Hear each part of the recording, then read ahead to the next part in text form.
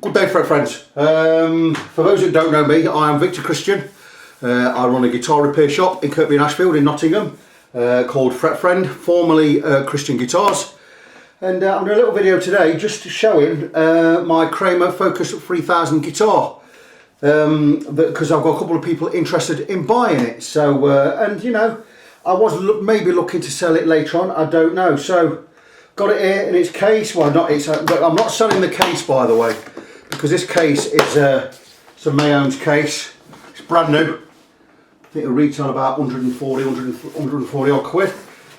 I could be persuaded to sell this case with it, but I'm going to want a good. We're looking at least 75 quid for the case. Brilliant case. Got this from my got it direct from his Cops cases. And I'll just show you the guitar in the case. Show you the case inside. Beautiful.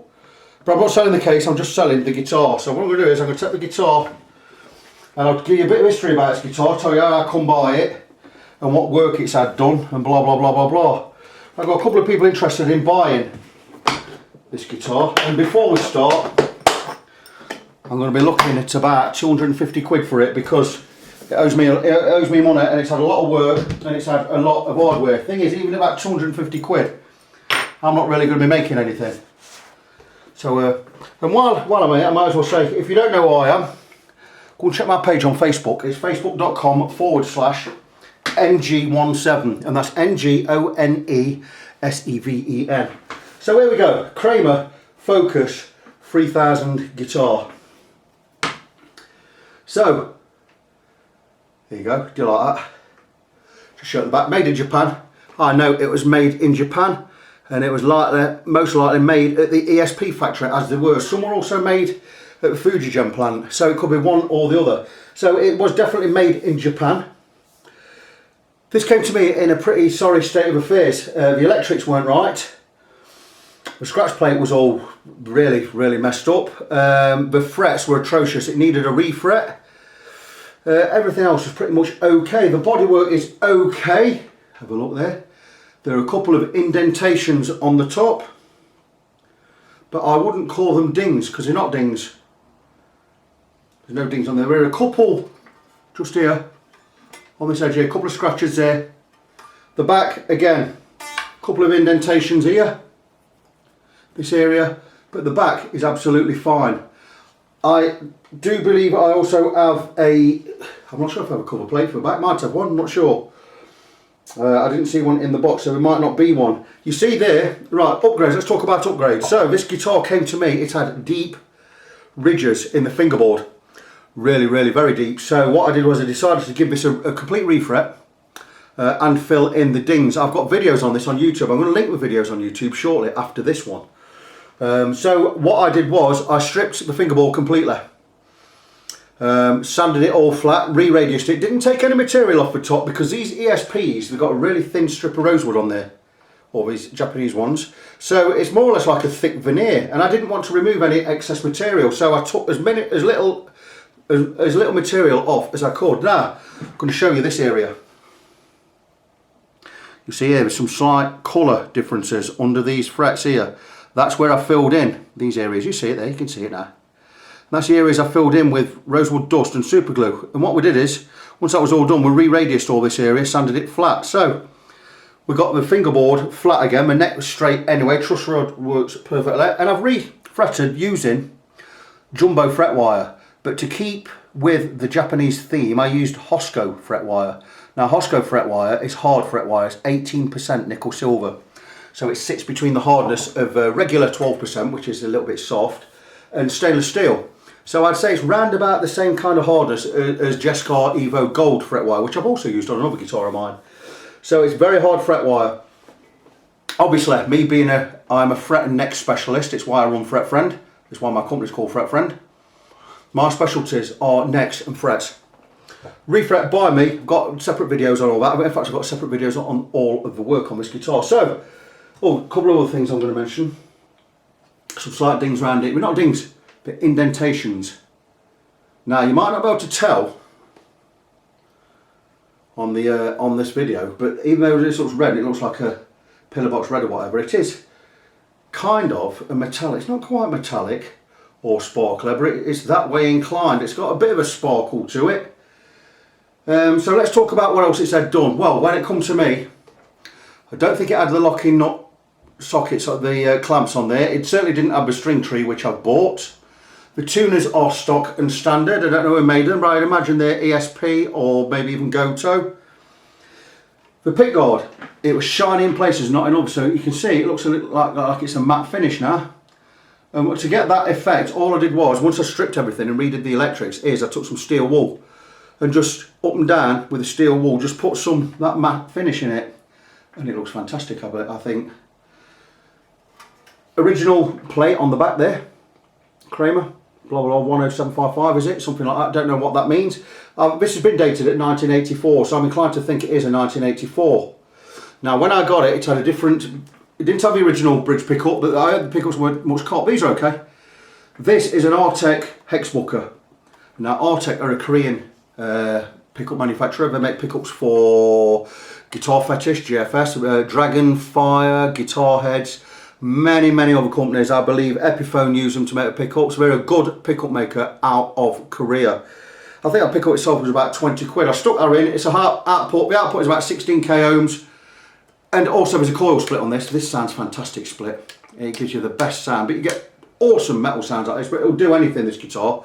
The split coil is absolutely brilliant. It sounds absolutely fantastic. It plays beautiful. The neck's straight. We've got the action not mega low, but medium low. I don't know what strings are. I know it's tuned to D, so I'd imagine I've got something like 10 48s on there. Something around that area. Let me talk about the tremolo.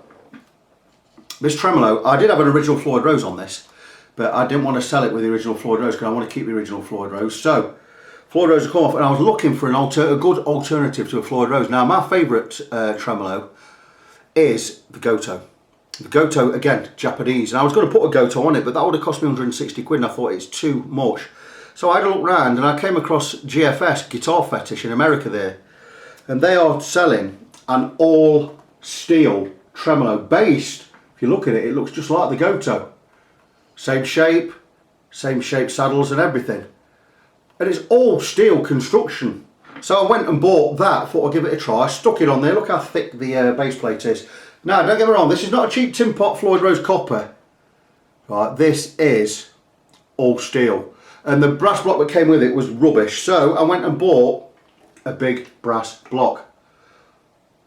I think it's 42mm, it's about 16mm wide, it's thick, it's amazing. So the tremolo's cost me about 100 quid to replace a tremolo. So there's that to go in there. The pickup was 20 quid. I would imagine, and I spent probably 140 quid on parts on this. No, probably 150 because I've got a string tree and my nut blocks here. So I've spent 150 pound on this. That's not including what I paid for the guitar a couple of years ago. So that kind of doubles it. That gives you 300 quid. Then it's had a refret. Now refret, I would charge 150 pound for a refret, and the fret wire was about 15 quid. So you're looking at 165 quid. So you've got, there's 400, probably 430 quid gone into this guitar for me. Now, of course, I'm not looking to recuperate that back because I did take the Floyd Rose off there, and I did take the Invader pickup out of there. So that is going to bring me back to 200 quid. So I would value this guitar. Let me tell you, it plays amazing. I would, if you was buying an equivalent guitar to this, to get the same kind of spec and the same kind of play, and you're obviously not getting the mojo with it, you'll be looking at 350 quid. So I'm thinking, I'm going to put this out for £250. I was going to list it for 275. If I put it on eBay, I'll put it for 300. So I'm prepared to take a little hit on that. I'm going to say £250 for this guitar. I think it's worth every penny of that. I was going to sell this, someone was interested in this with a real Floyd on it for £450. Now the reason he didn't buy it is because I didn't get back to him, because I didn't want to sell it. So I'm looking for around £250 for this guitar. It plays, it's amazing. I've got the, oh, there's another 20 quid on there because I had to put the new collared Charlotte Tremolo type thing on there because the other one didn't fit in the cavity. So I had to slightly adjust the pick guard just in this area, just on this corner, so the tremolo would work around it. But the tremolo, everything, if you look at the tremolo arm in there, that just sits inside, and we're looking here. up there, look, just sits inside and doesn't catch the wood when you use it. But the one that came originally with a tremolo, I had to take off and change.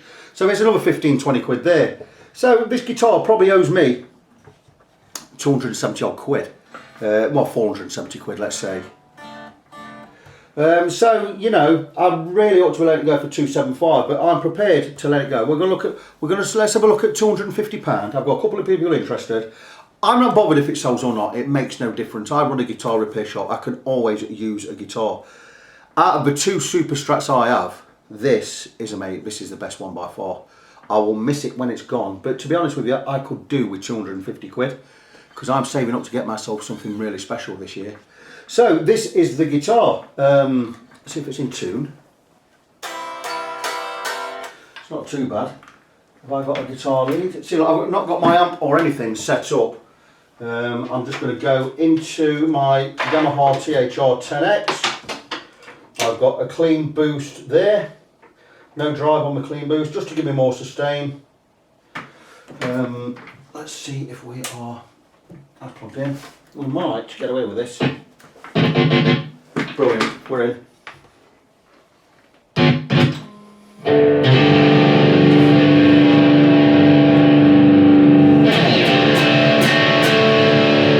That's coil split.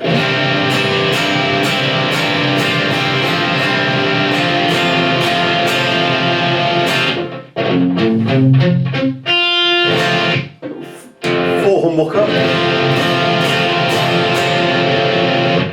and coil split. Give it some drive.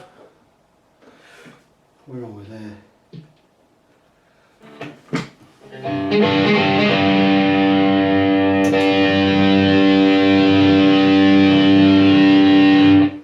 Bear with me a second. Just going to drop the camera. There you go, you get a better idea now. And there's the guitar, there you go.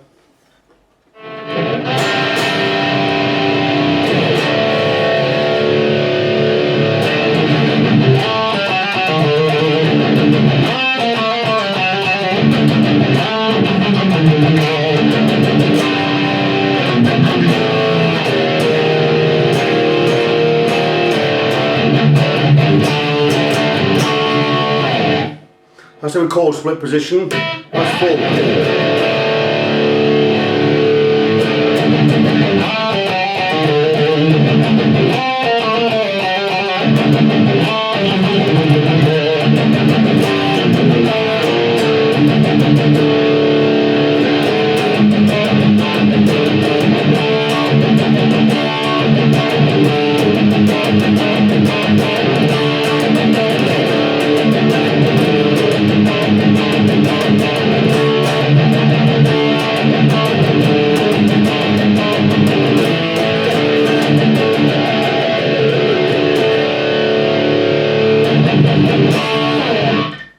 So that is the guitar. It plays beautiful. One more thing I've not mentioned is there's a little tiny bit of scuffing in this area where I caught it with a file. It's nothing major, but I could possibly clean that up with a little bit of epoxy or something and a pen, and we'll tidy that up a little bit. So that is my Kramer Focus 3000, made in Japan between 82 and 84. I would say it's likely an 84, but it can't be any later than that because of the headstock. So what we call a chicken beak headstock. You can go and check with the Kramer history websites and find out about this headstock. They only use this headstock between 1982 and 1984. So it's got to be at the very latest 1984. I was told it's probably an 84. I think it's a late 83. A couple of modifications, but everything works fine. You've got a 5-way selector there, so you've got this pickup on its own, these two, that one, these two, that one. So it gives you all the variations of pickups on there. You've got 1 master volume and 2 tone on there, and you've got a coil split. So there you go. That is is the arm as well.